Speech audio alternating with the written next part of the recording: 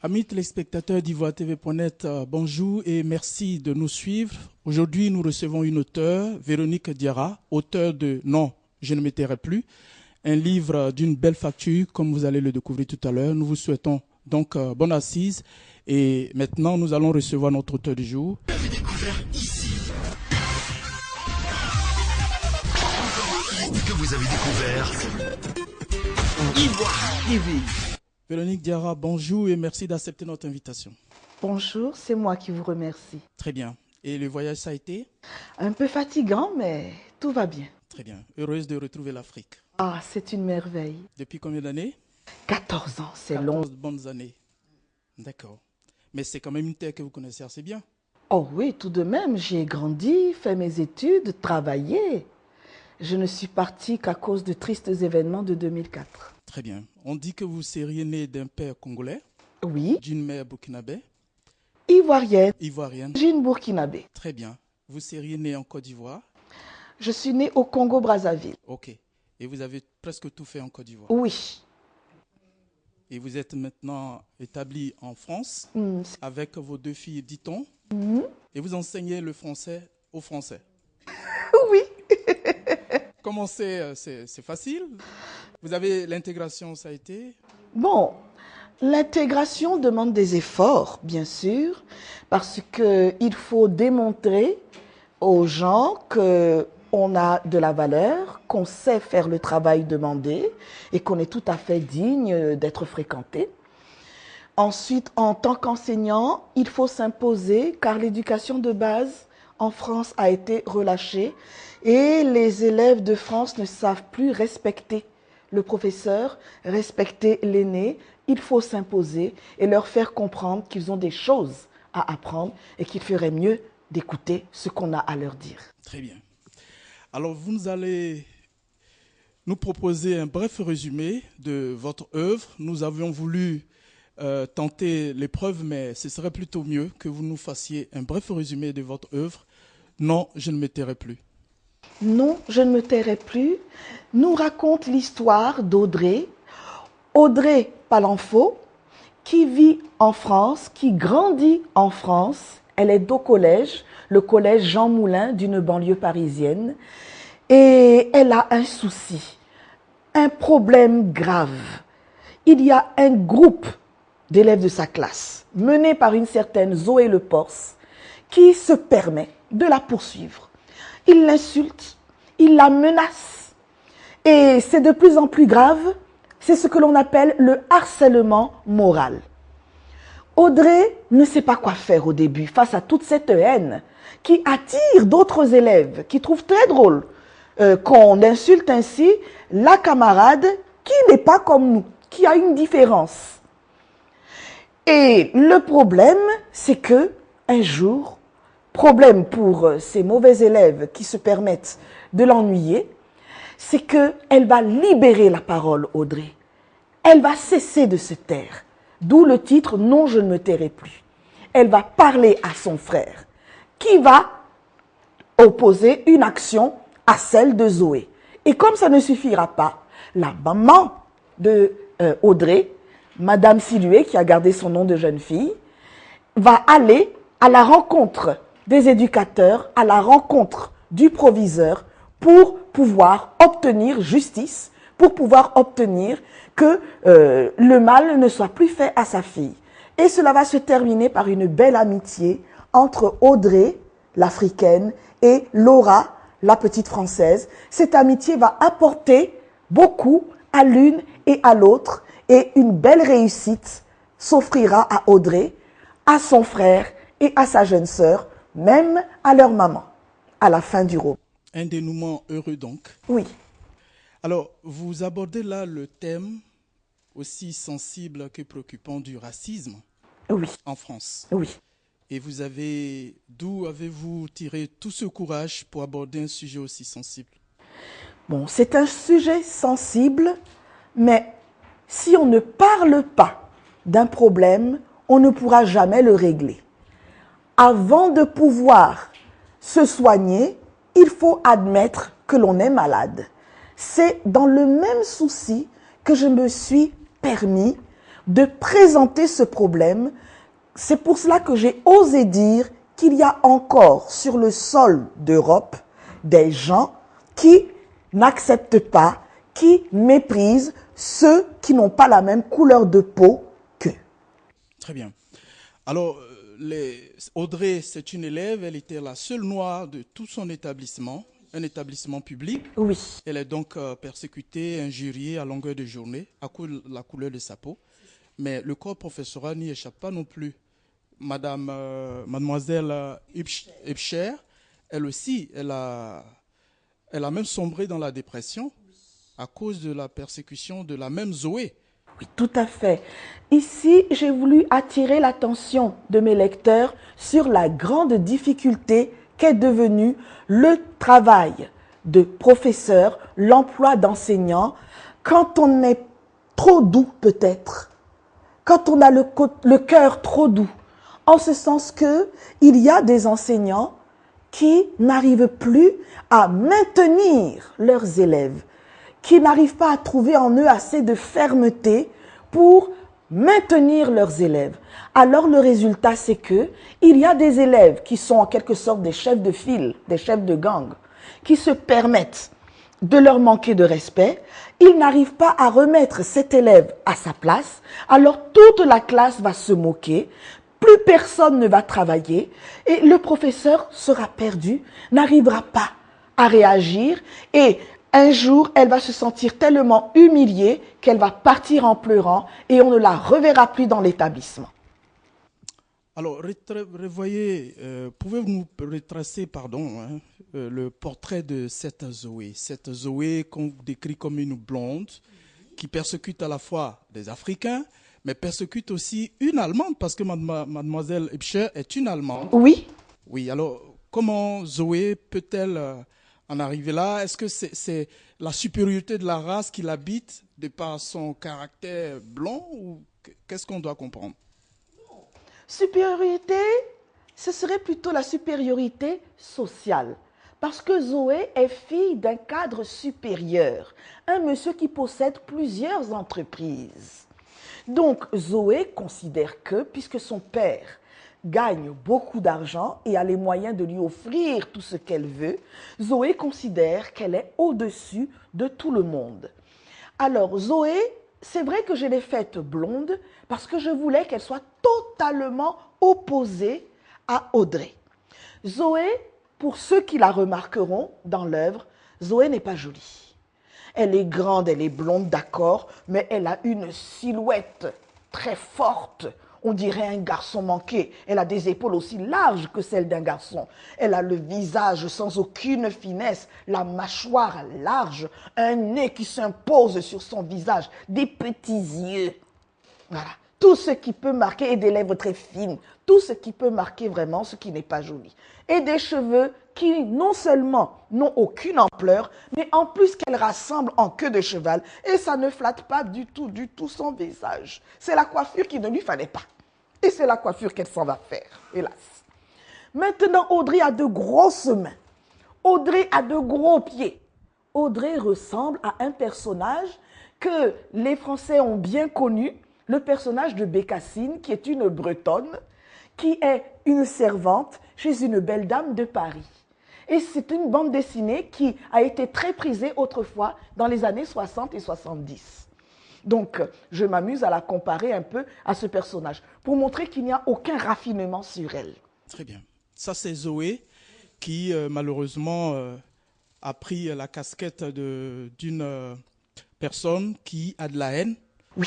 Pour une autre simplement parce qu'elle est différente. Oui. Et vous l'avez vraiment bien peinte parce que elle a pleinement joué son rôle. Oh oui. Seulement, la famille de Audrey, c'est-à-dire la jeune noire, et celle les parents de Zoé, les Lépos, oui. vont à un moment donné, la maman Siloué et les parents de Lepors vont à un moment donné s'affronter. Et c'est là qu'elles se rendent compte qu'en face, c'est-à-dire l'autre famille, les Blancs, se rendent compte qu'en face, il y a une dame, Madame Siloué, qui a une tête bien faite. Et très vite, ils vont se raviser, peut-être toutes les mauvaises intentions qu'ils avaient, ils vont comprendre qu'ils ont en face une personne qui va leur donner du fil à retordre.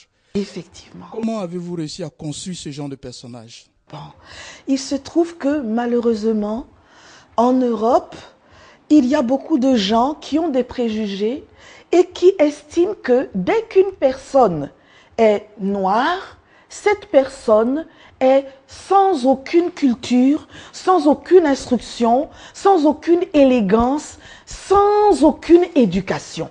Alors ils sont venus avec l'idée d'écraser une pauvre femme africaine mal vêtue qui parle à peine le français et qui aura même peur d'eux. Et à leur grande surprise, ils trouvent une dame très élégante dans son vêtement africain, une dame très belle, très bien apprêtée et une dame qui parle le français comme un académicien, qui manie le français aussi bien qu'eux et peut-être même mieux qu'eux. Une dame qui est tout à fait à même de se défendre et de leur faire remarquer tous leurs manquements concernant l'éducation qu'ils ont donnée à leur fille. On va revenir sur le portrait des hommes, la jante masculine. Nous avons retenu 3 personnages, le proviseur. Oui. Il y a aussi M. Palanfo, celui qui a abandonné Mme Seloué, Oui. donc qui a abandonné Audrey et ses frères et sœurs. Oui. Et il y a M. Lepos, le père de Zoé. C'est oui. Il nous semble que le regard le portrait que vous avez fait d'eux n'est pas très valorisant.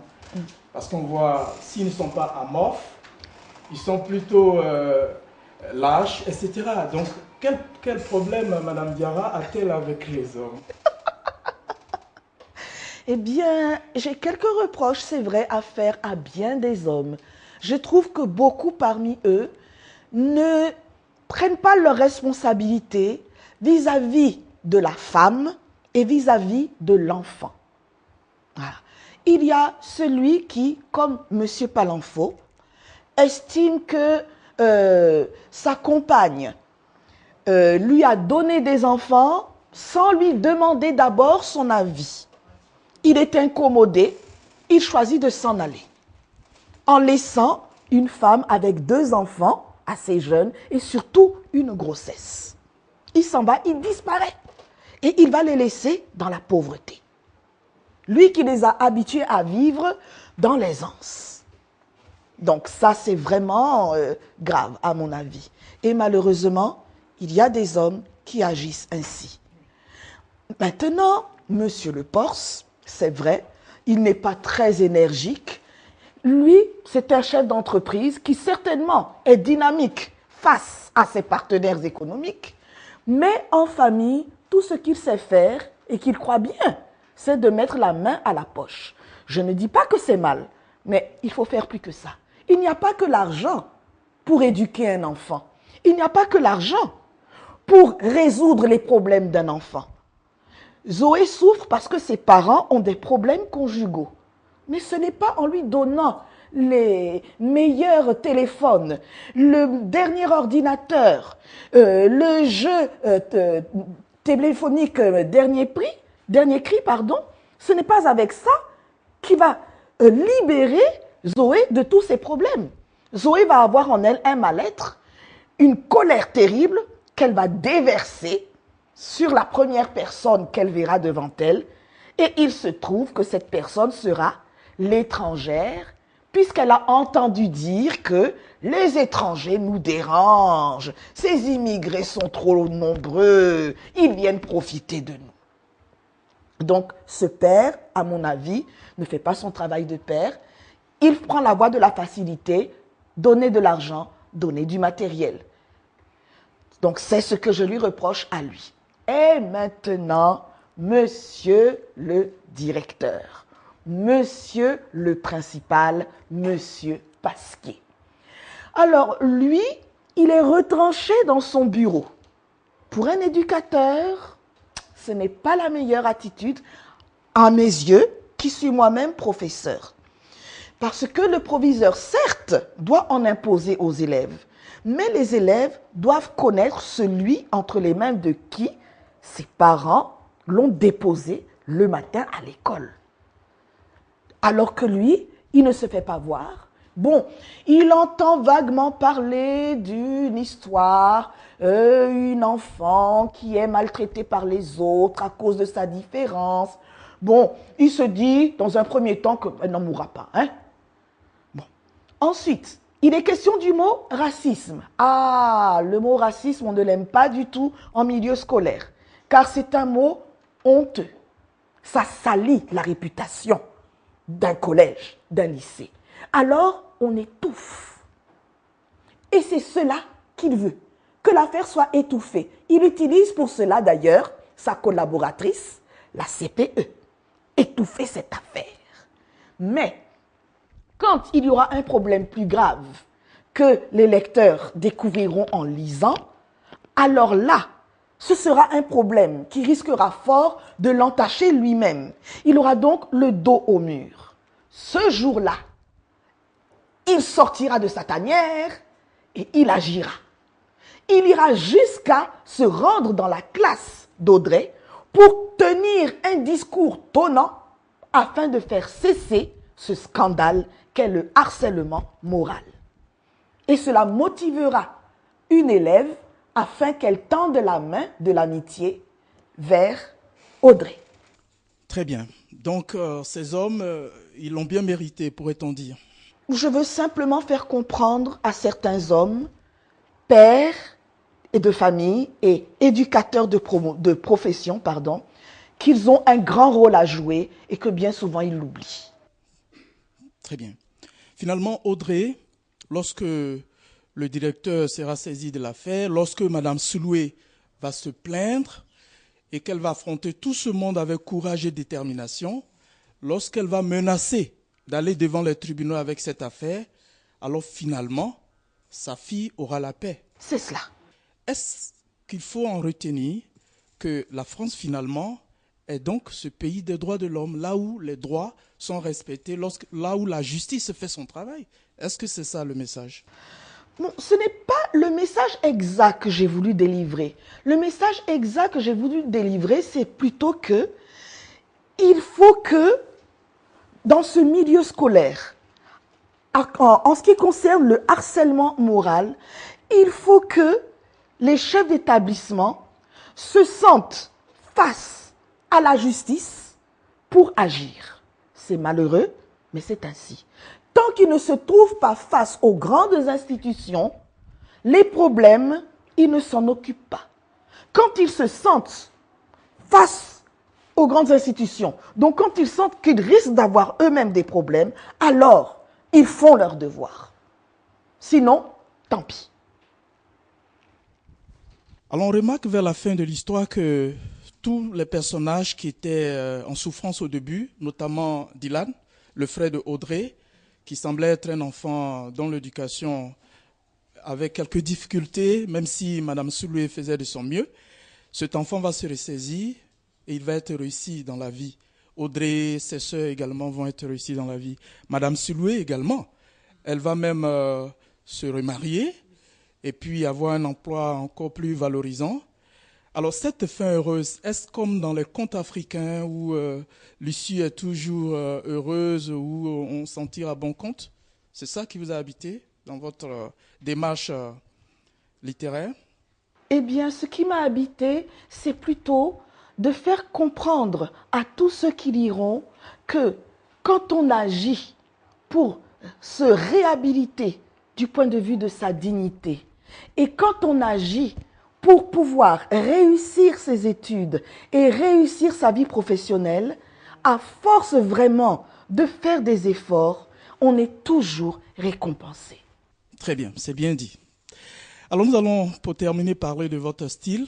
En tant qu'auteur, nous avons vraiment apprécié cette œuvre. Vous l'avez écrite avec beaucoup d'aisance. Vous avez, comme on a l'habitude de le dire, adjoint l'utile à l'agréable. Parce qu'en même temps que vous parlez d'un sujet sensible, il y a aussi beaucoup d'humour. Oui, beaucoup d'humour. Mais c'est le portrait que nous avons beaucoup apprécié. Oui, vous donnez vraiment envie de faire des portraits. Et pour la pédagogue, je pense que c'est de bonne guerre. Nous avons un morceau choisi à la page 58 Vous décrivez Madame Souloué lorsqu'elle s'apprêtait pour aller affronter les lépos.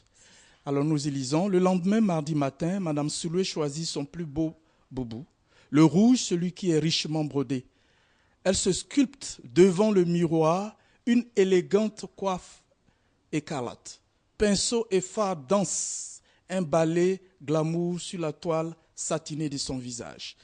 Une brume de parfum embaume.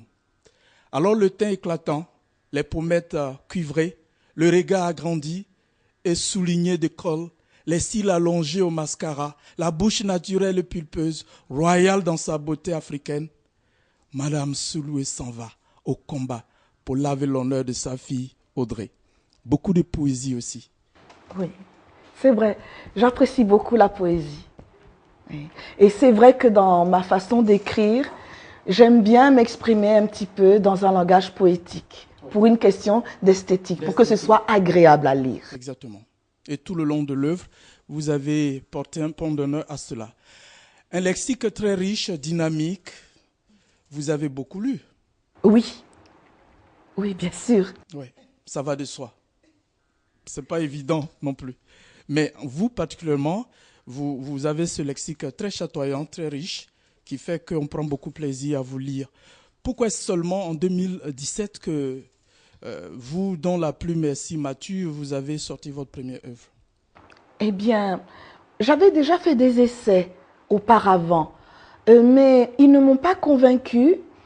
Le tout premier, c'était, je crois, en 2002, mais il me semblait trop personnel. Alors je me suis dit, non, ce n'est pas quelque chose à présenter, c'est trop personnel. Bon, c'était un entraînement en quelque sorte. Et puis, j'ai fait une deuxième tentative sur le problème du sida. Mais c'est arrivé au moment du rapatriement et je me suis trouvée en France obligée de résoudre plusieurs problèmes sur plusieurs plans et j'ai égaré le manuscrit. Je me demande maintenant si je ne devrais pas le reprendre, évidemment pas mot pour mot, mais j'ai encore toutes les idées en tête. Peut-être que je le referai, peut-être que ça pourrait encore servir, même si le sida quand même a reculé un peu, je crois que ce serait peut-être utile.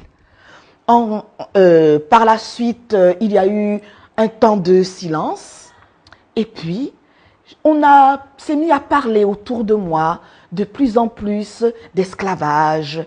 De plus en plus, j'entendais les Noirs se sont vendus les uns les autres. Ce sont des gens qui se sont toujours fait la guerre.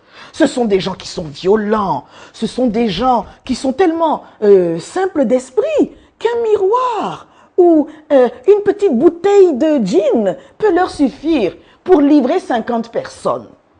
Alors, j'ai trouvé que ça suffisait comme ça. Je me suis documentée. J'ai écouté des conférences d'historiens africains et antillais. Et je me suis aussi inspirée de tout ce que je connaissais de l'Afrique pour créer mon premier roman qui est Chouka, la danseuse sacrée. C'est le premier qui parle d'esclavage et qui se passe au XVIe siècle, en 1510. Il est édité chez l'Harmattan et c'est dans cette librairie-là qu'on peut le trouver à Cocody, du côté de la Cité des Arts. Puis, non, je ne me tairai plus. Non, je ne me tairai plus. En 2018. Oui, juin 2018 précisément. Juin 2018. Donc ça ne fait pas très longtemps. Oui. Alors vous êtes en Côte d'Ivoire dans le cadre du MILA. C'est quoi le MILA? Alors le MILA, il s'agit d'un meeting international de la lecture et des arts. Invité spécial? Ah oui, ils m'ont fait ce grand honneur. Et vraiment, c'est une joie merveilleuse pour moi d'y aller. Entre le 5 et le 8 décembre inclus. J'y serai. Alors vous avez ces deux ouvrages qui sont là, Oui. que nous avons entre nos mains. Et vous avez enseigné en Côte d'Ivoire Oui. avant de partir en France. C'est cela. Vous avez enseigné où? J'ai enseigné au lycée Sainte-Marie, puis au lycée Jean Mermoz. Vous vous souvenez toujours de vos anciens élèves? Je lance un appel à mes anciennes élèves de Sainte-Marie, celles qui ont connu Mademoiselle Kaya, celles qui ont connu Madame Traoré. Et je voudrais bien que Aïssata Kanaté, qui maintenant est médecin, je voudrais que toutes les autres puissent venir. Je parle de Anna Mouad, je parle de Hélène Yera. Je ne peux pas vous citer toutes. Je parle de Bozoa Jojo, je parle de Lydie Koulaïrou, et je parle de... oh là là.